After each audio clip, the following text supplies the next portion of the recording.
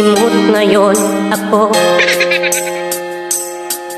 Inaamin ko, naubos na ang budget ko. Hirap naman, walang natira.